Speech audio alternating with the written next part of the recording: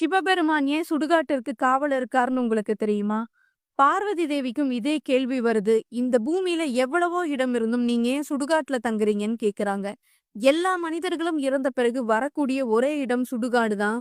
தான் உயிரோடு இருக்கும்போது கடவுளிடம் வந்து உண்மையான அன்போட யாரும் வேண்டுறது கிடையாது. எனக்கு இத குடு, அத குடுன்னு தான் கேக்குறாங்க. அவர்கள் இறந்த பிறகு அவர்களை நினைத்த உறவுகள் கூட சிறிது காலம் தான் கவலைப்படுவாங்க.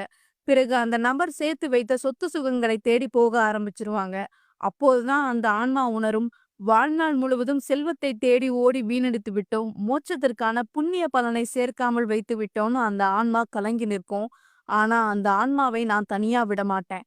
மயான பூமியில அந்த ஆன்மாக்காக துணை இருப்பேன். இந்த ஜகத்துல இருக்க ஒவ்வொரு ஜீவராசிக்கும் நானே தந்தையாக இருக்கேன். எனவே காயமடைந்து வலியால் துடிக்கும் குழந்தையை என்ன அடைய உதவுவது என்னோட கடமை. அதனால தான் இந்த ருத்ரபூமியில தங்கி அங்கு தவிக்கும் ஆன்மாவுக்கு வழிகாட்டியா இருக்கேன்னு சொல்றாரு. இது போல சிவன் கதைகளை கேட்க சேனலை ஃபாலோ பண்ணுங்க.